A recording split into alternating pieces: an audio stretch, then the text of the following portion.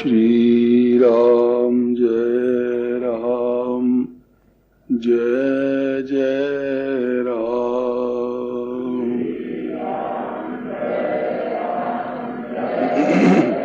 अधुनापि गायन्त्यगगनमृषयो दिगिभेन्द्रपट्टम् तन्नाकपाल वसुपाल किरीटजुष्ट पादाम्बुजम् रघुपतिं शरणं प्रपद्ये। उद्भव स्थिति संहार कारिणीं क्लेशहारिणीं सर्वश्रेयस्करीं सीतां नतोऽहं रामवल्लभाम्। कुन्द इन्दुदर गौरसुन्दरम् अम्बिका अतुलित बलधामम् स्वर्णशैलाभदेहम्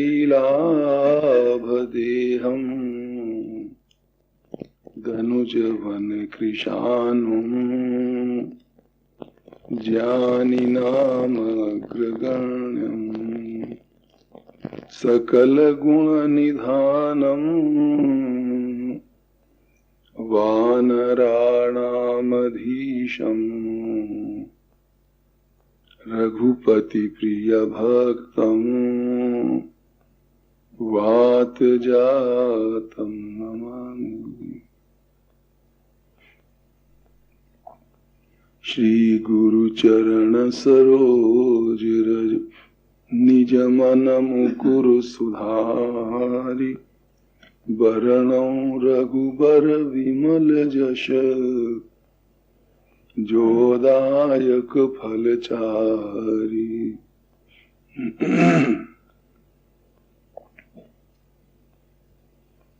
तो बंदाऊं प्रथम भरत के चरणा जासु नेम व्रत जाई न बरना।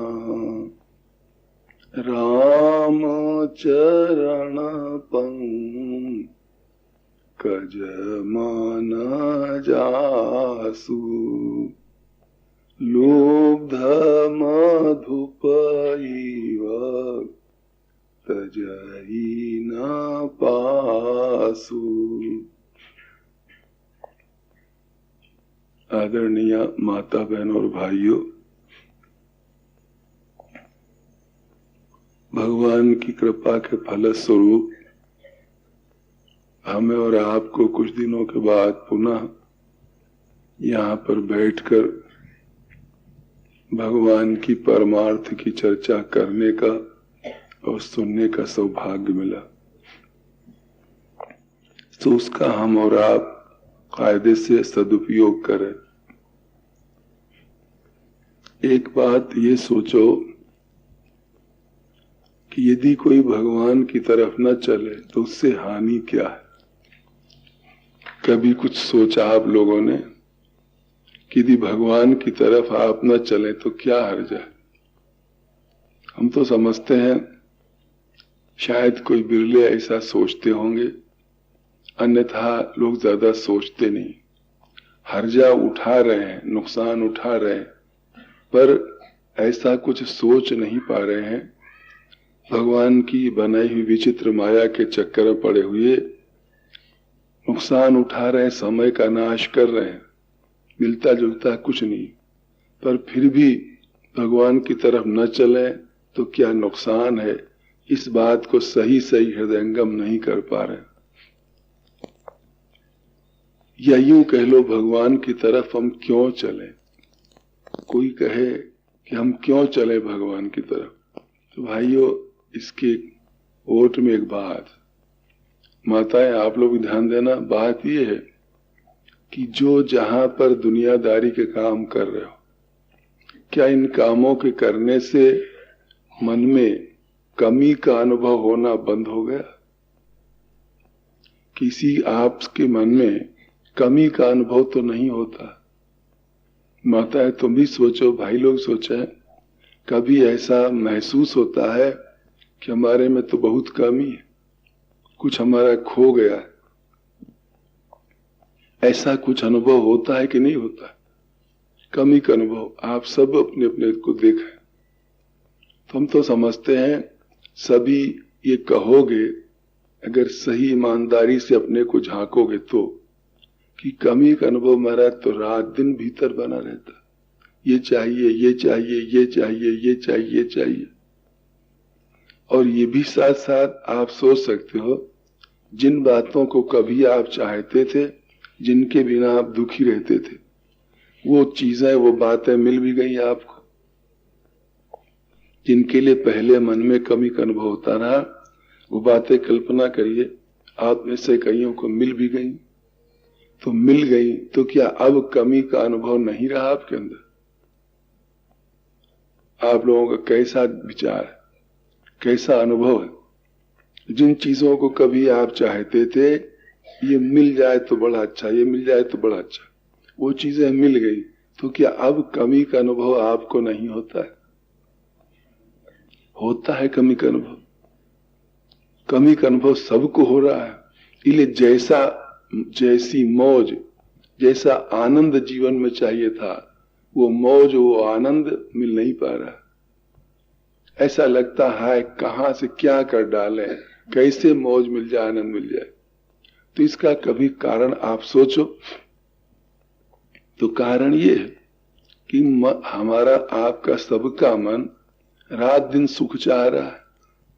एक का भी मन ऐसा नहीं है जिसके अंदर प्राण है, जीवित है, कीड़ा मकोड़ा हो, स्त्री पुरुष हो, कोई पशु पक्षी कोई हो, जिसके अंदर प्राण है, जीवित है, एक भी ऐसा नहीं जिसको सुख की अभिलाषा न हो। सब सुख चाहते हो, सब सुख चाहते हो।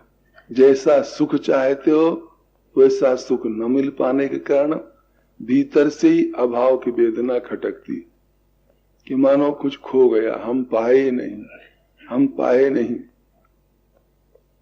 तो जब तक ये वृत्ति भीतर रहेगी तब तक भला सुख शांति कैसे मिलेगी? एक बात और देखें, आजकल बहुधा अशांति कारण क्या है? जो कुछ भगवान ने हमें आपको दिया है उसमें संतोष नहीं, और जो नहीं दिया है उसकी इच्छा करते हैं। ये भी बात तो होगी ना, जो मिला है उसमें संतोष नहीं, जो नहीं दिया है उसकी इच्छा करते हैं। तो अगर इस तरह के जीवन में धारा चलती रहे तो कभी शांति मिलेगी? क्या उपाय आप करोगे? जो नहीं मिला है उसकी इच्छा कर रहे हैं, और जो मिल गया है उसमें संतोष नहीं। तो जो मिलता चला जाएगा उसमें संतोष नहीं होगा, आगे से आगे इच्छा बढ़ती चली जाएगी। चाहते क्या है?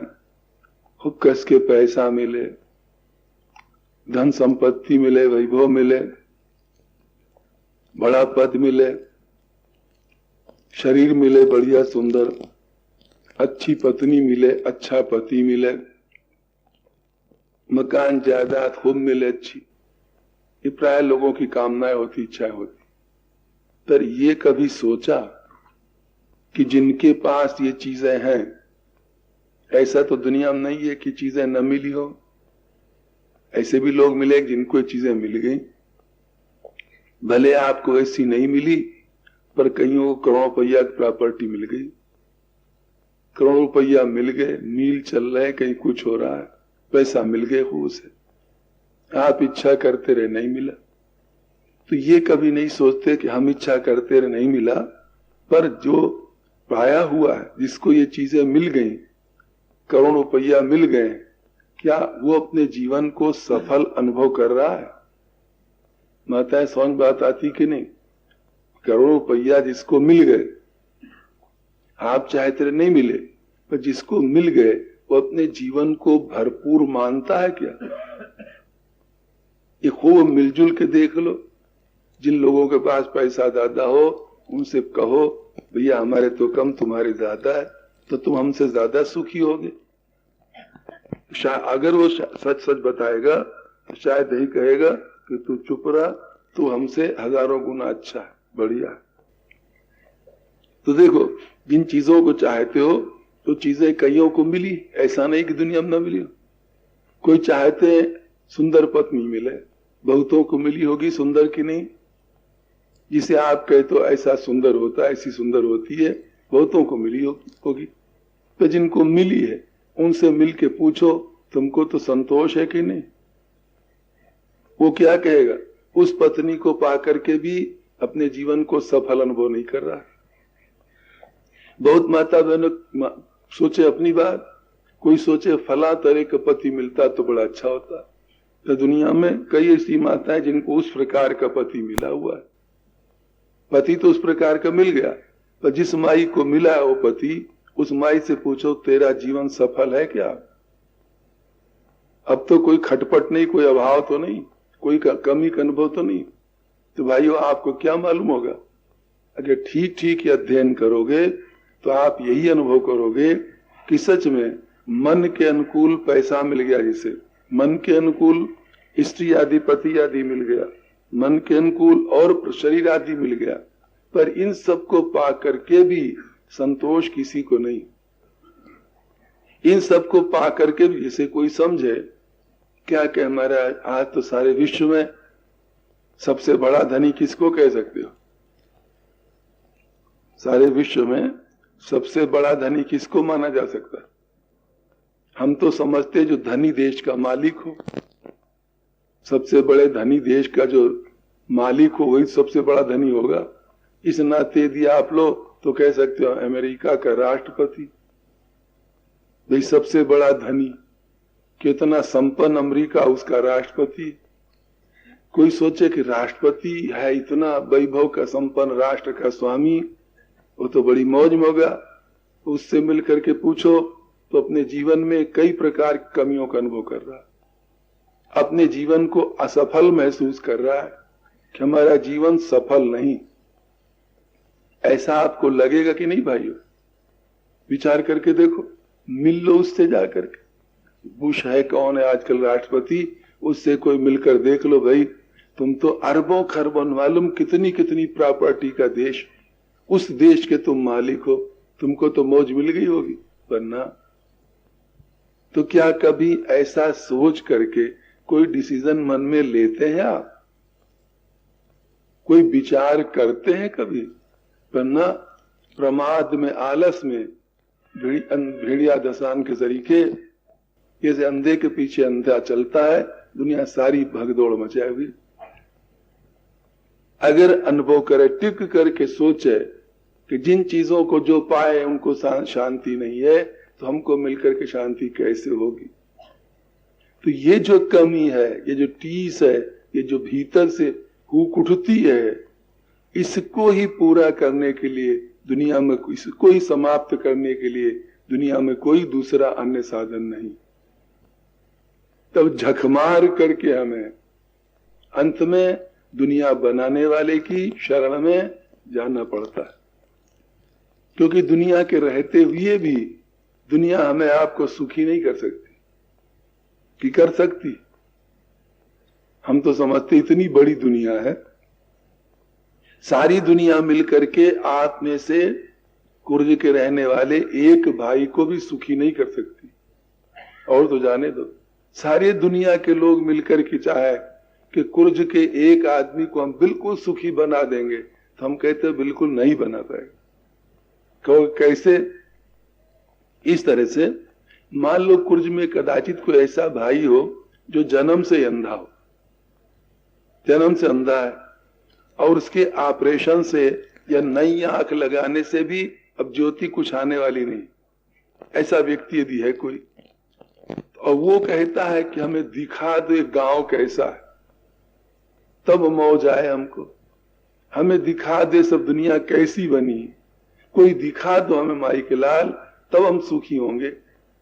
अब इतना लंबा चौड़ा संसार, 4 अरब के लगभग आदमी होंगे, शायद सही दुनिया में 4 अरब के आदमी मिल जाए, क्या उसको दिखा सकते हैं कुरज गांव? क्या मान्यता है आप लोगों? जिसके बिल्कुल ऑपरेशन के वो नहीं रहा, नई आंख नहीं लगाई जा, कुछ नहीं रहा, अंधा है, कहता अरे और कुछ नहीं तो कम से कम कुरज गांव तो हमें हमारा दिखा दो। तो भारतवर्ष के सारे विश्व को लोग मिल करके उसके कुसे कुरज नहीं दिखा सकते। इसका मतलब क्या निकला? सारी दुनिया भी मिल करके एक आदमी को भी सुखी नहीं बना सकती। पर यदि वो सुखी बनना चाहे, समझे कि नहीं, तो बिना किसी आदमी की अब आवश्यकता के, सहायता के, सपोर्ट के, मदद के, कुछ कह लो, बिना किसी के अगर वो सुखी होना चाहे तो अपने आप में सुखी हो सकता है। कब सुखी हो जाए? अगर वो सोच ले क्या करना देख करके, मरेंगे तो अंत में तो बंद होंगी, अपनी पहले से बंद है, बड़ा अच्छा है, समझे कि नहीं?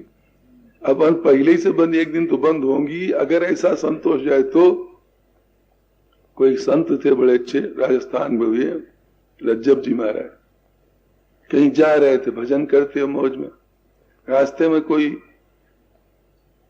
रस्सा पड़ा था, रस्सा मूंज का बड़ा अच्छा नया था, देखे पड़ा है, कोई मालिक नहीं दिखाई दिया, मन में आई कंधे पर रख लिया, चलो जहां हो जचेगा दे देंगे, डाल देंगे, कंधे पर रख लिया, भजन करते जा रहे थे।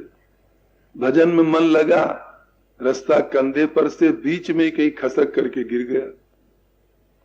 उनको जहां जाना था वहां जब पहुंचे, एकदम याद है, अरे वो रस्सा कहाँ गया मूंज का, रस्सा कहाँ गया मूंज का। रज्जब जी ने तुरंत कहा, मन तेरे को धिक्कार है, अरे मन तेरे को धिक्कार है। जब चले थे घर से तब रस्सा था नहीं, जब घर से चले थे तब रस्सा नहीं था, और जब यहां आए तब रस्सा बीच में आया और बीच में गया। वो नीच मन, उसके लिए तू कल्पना करता। तूने क्या कहा? पहले सा मन कर ले भाया, रज्जब रस्सा मूंज का पाया ना पाया। पहले सरीखा मन कर ले जब घर से चले थे, रस्सा तब जैसे नहीं तो ऐसे अब नहीं, इसमें क्या बिगड़ा तेरा, गया क्या? इस तरह से यदि उसके मन में, सूरदास के मन में भावना बन जाए, आखिर अंत में हमें आंख एक दिन बंद करनी है, तो क्यों खोलना और फिर बंद करना? एक खोलने की मेहनत क्यों, अपन पहले ही से बंद है। तो उसको धेला भर के किसी के सहयोग की आवश्यकता नहीं है, अपने में ही वो सुखी हो जाएगा। इसलिए भगवान स्थिति प्रज्ञ का लक्षण बता, गीता में कई बार कहते हैं, संकल्प प्रभवान प्रभांस कामान त्यक्त्वा सर्वान शेषता। स्थित प्रज्ञ के लक्षण बताए, मन में उत्पन्न हुई कामनाओं को जो सर्वथा त्याग देता है वही स्थिति प्रज्ञ होता है, उसी को शांति मिलती। तो भाई दुनिया की तरफ चल करके कुछ भी हम स्थिति प्राप्त कर लें, ये निश्चित ठोक विचार के मन में जमा लो, न जचे तो बुद्धि से बार बार विश्लेषण करो। हम नहीं कहते कि पुराण में लिखा, कहीं लिखा इसलिए मान लो, सो नहीं, आप अपने अनुभव से विचार करो। और ये भी बात है, हम कहें आप मान लोगे भी विश्वास नहीं कहो, क्यों? कोई दूसरे की बात नहीं मानता, सबसे अधिक आप अपनी ही बात मानते हैं। जितने बैठे हो सब अपनी बात मानते हो, दूसरे की वही बात मानोगे जिसको आपका विवेक कहेगा कि ये ठीक है, वही तो बात दूसरे की मानोगे आप। जिसको आपकी बुद्धि कहेगी ये बात ठीक है, उसी को तो आप मानोगे। तो आपने अपनी बुद्धि का कहना माना कि दूसरे का कहना माना? सबसे अधिक मनुष्य अपना कहना मानता है। जो व्यक्ति अपने जीवन के अनुभव की इज्जत नहीं करता, आदर नहीं करता, जीवन में ऐसा किया इसका परिणाम दुख मिला, ऐसा किया इसका परिणाम सुख मिला, जो इन बातों का अनुभव नहीं करता है, वो ग्रंथ तमाम पढ़ता है रात दिन, तो उसे कोई विशेष लाभ होने वाला नहीं। कई बूढ़ों को देख लो, कई ऐसे भी होंगे भाइयों जो ग्रंथ पढ़ते रहते होंगे, परंतु मन की स्थिति क्या होती? जब तक विवेक उन ग्रंथों की बातों को लेकर अपने अनुभव को जब तक मिलाएंगे नहीं, लाएंगे नहीं जीवन में, और जिन चीजों को छोड़ना उनको छोड़ेंगे नहीं, तब तक उनको शांति मिले तो कैसे मिले? इसलिए हम तो ये कहेंगे आप सबों से, भगवान की तरफ चलने से पहले इन सब बातों का खूब ठोक पीट करके अनुशीलन कर लो, अगर सही चलना है तो। और ऐसे अधकचरा चलना, गाड़ी को धकाना है केवल, तो जैसे करते हैं वैसे करो। सही सही चलना है, सही सही पूरी मौज पूरा आनंद लेना है, जो जीवन में कभी भी अभाव की वेदना खटके नहीं, भरपूर हो जाए, वो अगर लेना है तो इन बातों पर ध्यान देना होगा। किन बातों पर? तो दुनिया की कोई भी प्राणी पदार्थ से हमें कभी सुख मिलने वाला नहीं। ये आप सबका अनुभव, मालूम कितने बार कितने सुख लिए होंगे। कभी ये सोचा, बुद्धि लगाई कि भाई अगर ये सुख होता तो मिल गया होता? ये तो बार बार हमको भिखमंगा बनाए, बार बार हमको भिखमंगा बना रहा है सुख। इसमें सुख होता तो हमको राजा बना देता कि हमको भिखारी बनाता? दुनिया के भोगों ने आपको राजा बना दिया है कि भिखारी बना दिया? सच में सोचो तो भिखारी बनाने का मतलब बार बार उनके लिए आप हाथ पसारते हैं, गिड़गिड़ाते हैं। एक कोई फकीर था, अकबर का नाम सुना तो बहुत बड़ा बादशाह है, चलो उसके यहां से कुछ मांगेंगे। गया वहां मांगने तो मालूम हुआ इस समय वो नमाज पढ़ने गए अकबर। फकीर ने सोचा चलो वहीं चले, वहां पहुंचा, वो नमाज पढ़ रहा था मस्जिद में, वो किनारे से अपने देख रहा था। जब नमाज खत्म किया, फकीर वहां से चल पड़ा आगे आगे पहले। अकबर जब चलने को हुआ, उसने देखा एक फकीर जा रहा, तो पुकारा, ओ फकीर तुम क्यों लौटे जा रहा? सुनो सुनो, किस लिए आए हो तुम? उधर से कहता हाथ, नहीं नहीं हमको नहीं सुनना है। कहते नहीं, कहता नहीं सुनो तो सही, तुम किस लिए आए हो? कहते नहीं जिस लिए आए थे सब हो गया, हमको नहीं सुनना है। बात असल में क्या थी? उस फकीर आया था कुछ मांगने। उसने जब अकबर को देखा, या अल्लाह ताला या खुदा हमको ये दे दे, वो दे दे, वो दे दे, वो दे दे, तमाम चीजें मांग रहा। फकीर ने सोचा जो ससुराल खुद मांग रहा तो हमको क्या देगा, हमको देगा क्या? इसलिए उसने कहा हमको कुछ नहीं, बस हो गया, देख लिया तुम्हें। तो भाइयों, अपने जीवन का खूब बारीकी से अध्ययन करो, तो दुनिया के जो भोग हैं जिनमें हम आप मन लगाते हैं, क्या सच में वो सुखदाई हैं या वो अनंत है? मन लगाना, ये कोई सत्राएं कथा ढंग से बात मत समझना भाई। एक साधना की दृष्टि से जीवन पे सटा करके देखो। जिन भोगों की तरफ बार बार आप चलते हो, वो जो भोगों का सुख है वो कोई बहुत बड़ा भारी है क्या? उसका अंत है कि नहीं है? आप क्या मानोगे? हाँ, उस सुख की आखिरी है कि नहीं है?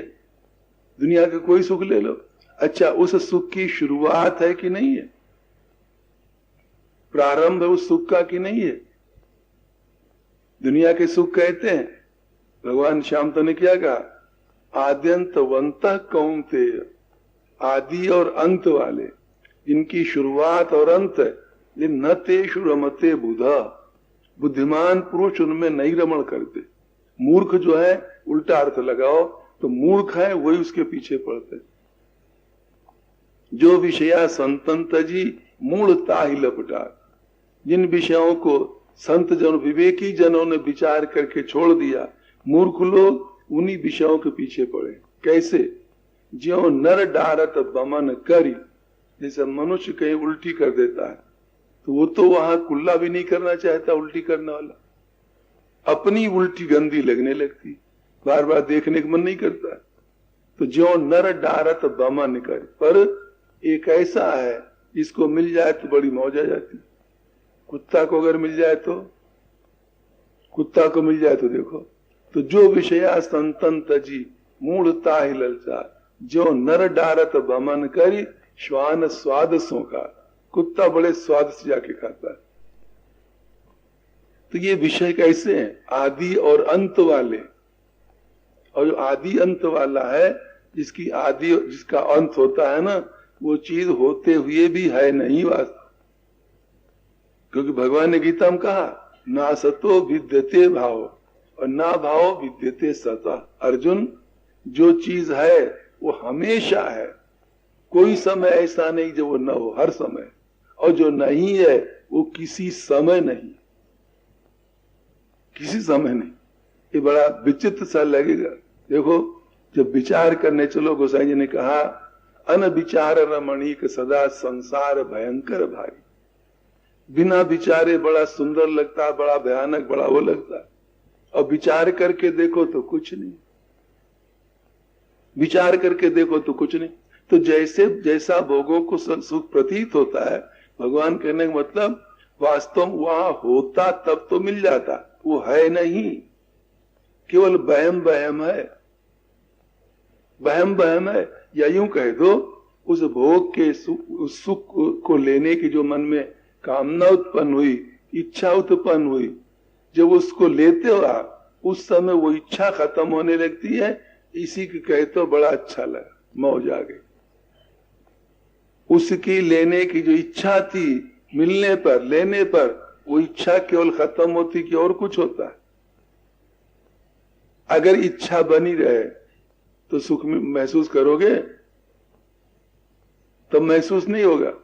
तो वहां अगर सुख होता तो मिल जाता भाई, उसको लेने के बाद फिर मनहूसी छा जाती, फिर अपने अंदर कमी का अनुभव होता। अगर मिल गया होता सुख तो आप प्रसन्न हो गए होते हमेशा के लिए, मौज मिल गई। पर भोगों के भोगने के बाद मनुष्य का मन एकदम से गिरता है नीचे, मनहूसी छाती। अगर वहां सुख होता तो मिलता। तो भगवान कहते आदि और अंत वाले कोई साधन भजन भाइयों करना चाहते हो, इनकी परमार्थ में कुछ विशेष रुचि हो, असली बात पकड़ना चाहते हो, तब ध्यान दो इन बातों को। ध्यान किया दो, दुनिया के भोग आदि और अंत वाले, इसी एक चीज को पकड़ो, इनकी शुरुआत और समाप्ति। जैसे मान लो गुड़ की डली ले लो, या मिश्री की डली ले लो, या रसगुल्ला, गुलाब जामुन, लड्डू, कोई चीज ले लो खाने वाली। कल्पना करो आपने गुलाब जामुन जब मुंह में लिया तो स्वाद मालूम होता है गुलाब जामुन का कि नहीं? गुलाब जामुन का स्वाद मालूम होता है कि नहीं? तो जो मुंह में डाला और स्वाद मिलने लगा, तो स्वाद की शुरुआत होती कि नहीं वहां पर? पहले नहीं थी, अब शुरुआत होती। और जब जो धक्का देकर नीचे उतार लिया,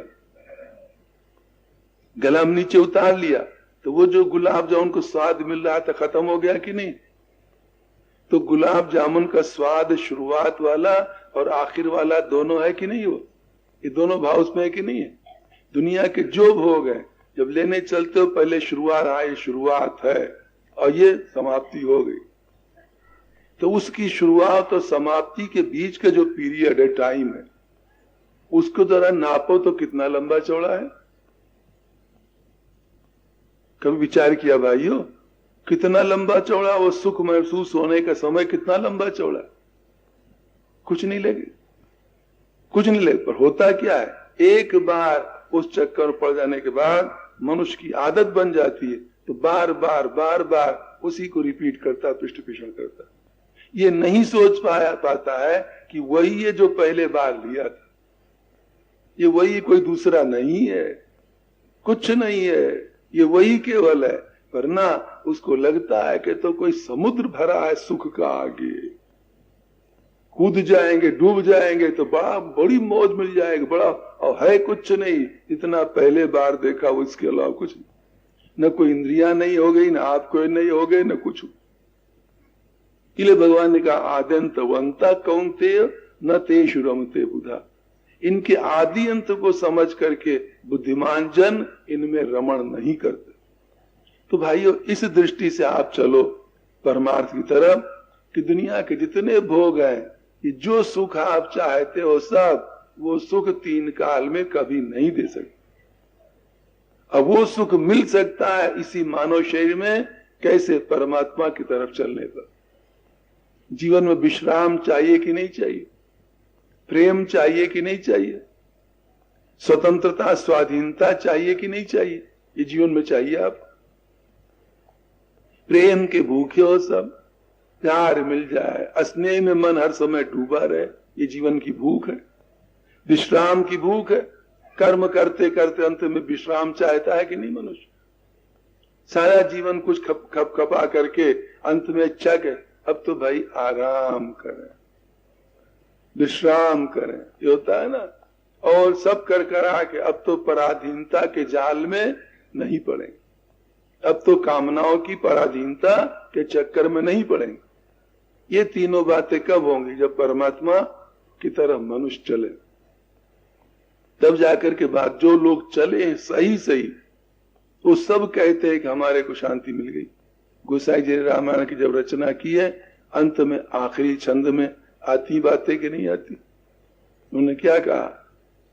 जाकी कृपा लवलेश ते मति मंद तुलसी दास हूँ। जिन प्रभु राम की कृपा से पायो परम विश्राम, राम समान प्रभु नाही कहूं। पायो परम विश्राम, परम विश्राम जिनकी कृपा से मिल गया। भाई यहाँ देखो, कोई बातचीत मत करना भैया, उधर ही बैठ जाओ जाके, बातचीत मत करना। तो ध्यान दो भाइयों, पायो परम विश्राम, राम समान प्रभु नाही कहूं। उसे मर कहते हैं जिन दया में राम की कृपा के फलस्वरूप परम विश्राम मिल गया। हमें आपको परम विश्राम मिला, कहो अब आराम करना बाकी तो नहीं रहा, तो क्या कहोगे? कहोगे महाराज यहाँ छुट्टी मिले जाके आराम करें, समझे कि नहीं? अच्छा यहाँ छुट्टी मिले जाके आराम कर लो, मिल गया आराम, फिर कुड़बुड़ करोगे प्रातःकाल, फिर दुनिया भर की हरकतें चालू होंगी, अब फिर कहोगे क्या कहें, विश्राम विश्राम। ये क्यों? ये नहीं कि दुनिया के जो विश्राम आराम लेते हो बीच बीच में, इससे विश्राम मिल गया, सो बात नहीं है। तो विश्राम नहीं मिला। विश्राम कब मिलेगा? जब कामनाओं का जाल जीवन से नष्ट हो जाए। किसी प्राणी पदार्थ की भोग की जब चित्त में कामना न रहे, तब जाके सच्चा विश्राम मिलेगा। वो सच्चा विश्राम परमात्मा के स्वरूप में है, आपके स्वरूप में, परमात्मा की भक्ति में है, परमात्मा के ज्ञान में। जहां जचे तहां आप मान लो, है वो चीज अवश्य। जो चीजें दुनिया में मनुष्य खोज रहा है, आराम मिल जाए, प्रेम मिल जाए, स्वतंत्रता मिल जाए, ये सब चीजें हैं, पर है कहां? वो सत्य वस्तु के अंदर। चूंकि ये सब सत्य चीज है, प्रेम सत्य है, ये नकली नहीं। ये जो सिनेमा वाला का प्रेम मत समझ लेना यहाँ, और नरक की तरफ ले जाने वाला, जीवन को बर्बाद, वो प्रेम थोड़ी है। प्रेम तो उसे कहे जिसे मिल जाने के बाद दोबारा फिर लेना कुछ बाकी नहीं रहता। प्रेम में कोई सुख नहीं है, इत्यादि बहुत सी बातें हैं। वो प्रेम भगवान का है, इसको पाकर के फिर रस से भर जाता है, सब परिपूर्ण हो जाता है। तो भाई वो विश्राम मिलेगा जब हम भगवान की तरफ चलेंगे तब। इसलिए कोई कहे भगवान की तरफ हम क्यों चले महाराज, तो हम कहते थे खबरदार, सुख की इच्छा मत रख, सुख की इच्छा मत रख। वो कहेगा सुख की इच्छा रखेंगे तो मूर्ख, सुख की इच्छा तो रख ले, पर कभी तेरी इच्छा ये पूरी होने वाली है ही नहीं जीवन। उस सुख की इच्छा को पूरा करने के लिए परमात्मा की तरफ चलना पड़ेगा, क्योंकि जब तक वो असली सही सुख नहीं मिलेगा, पवित्र विशुद्ध जो आत्मा की खुराक है। अरे भाई, हम आप हाड़ मांस के लोंदा को अपना शरीर मानते हैं, तो हम आप सब तरह से गंदे, कामनाओं के आधार पर भी और तमाम बातों के आधार पर, शरीर के आधार पर हम सब तरह से गंदे। और जब हमें हाड़ मांस का लोंदा नहीं है, हम तो सतचित आनंद स्वरूप परमात्मा के अंश है, वो स्वरूप है। जब उस स्थिति में हम बिल्कुल शुद्धता की तरफ अपने स्वरूप को झांकेंगे, तभी जाकर के शुद्ध प्रेम हमें मिल सकेगा। तो मूल में तो आप शुद्ध, और जो ऊपर की चाहनाएं हैं वो सब गंदी अशुद्ध है। इसलिए उन चाहनाओं से, उन चीजों से कभी एक चीज पूरी होने लगे। तो हम चलें परमात्मा की तरफ, प्रेम करें परमात्मा चरणों से, उसको हम चाहें, उससे लाड ललाएं, उसके साथ अपना और सब संबंध रखें, तब जाकर शांति और मौज मिलती है। इसी बात को लेकर थोड़ी जरा सी चर्चा रामायण की चला दे, फिर विशेष बात है तो कल से देखें। वो ये है, रामायण के अंदर गोसाई महाराज बताते हैं कि जो सारे संसार को अभीप्सित है, सारा संसार जिसकी इच्छा करता है, वो प्रेम कहां पर रामायण के किस पात्र में भरपूर है? रामायण के किस पात्र में वो प्रेम भरपूर मिलेगा? किस पात्र की महिमा गोसाई जी रामायण में गाई है कि वो पात्र बिल्कुल प्रेम का वो है? हाँ कहो भाई। भरत जी, सोचो, कई रामायण देखते होगे, पढ़ते होगे, कभी थोड़ा सोचा कि नहीं? भरत जी ऐसे हैं जो भगवान राम के जीते जागते प्रेम की शक्ल है। प्रेम की शक्ल, रात दिन देख लो, प्रेम की शक्ल भरत जी है। भगवान राम, यद्यपि उनका जीवन, भरत जी का जीवन बाल कांड में कोई निखरता हुआ आपको नहीं लगेगा, दिखाई नहीं देगा। बाल कांड में भरत जी का जीवन कोई चमकता हुआ उजागर ज्यादा दिखाई नहीं देगा। अयोध्या कांड जाके भरत जी का जीवन निखरता है। बाल कांड में भरत जी जानते हो क्या है? मनो चुपचाप अपने बड़े भैया के समर्पित। ध्यान दीजिएगा इन बात, माता है आप थोड़ा ध्यान देना। ये शब्द भाव शायद आप लोग कठिन पड़े, पर मन लगाओ तो हम समझते आपके लिए भी कठिन नहीं होगा। बालकांड में भरत जी चुपचाप अपने बड़े भैया राम के समर्पित, अपना व्यक्तिगत उनका कोई अस्तित्व अलग कुछ नहीं दिखाई देगा बिल्कुल। इसलिए भरत जी लोगों की समझ में बालकांड में नहीं आ पाते हैं कि भरत जी भी कोई राम के विशेष प्रेमी हैं। कि समझ पाते हैं? नहीं समझ पाएंगे जल्दी। क्यों? ऐसे उदाहरण आते हैं विचित्र से, जिन उदाहरणों से भरत जी को आप प्रेमी नहीं समझ पाओगे। भाई बैठ जाओ भैया, तो ठीक रहे, इधर खटपट न करो।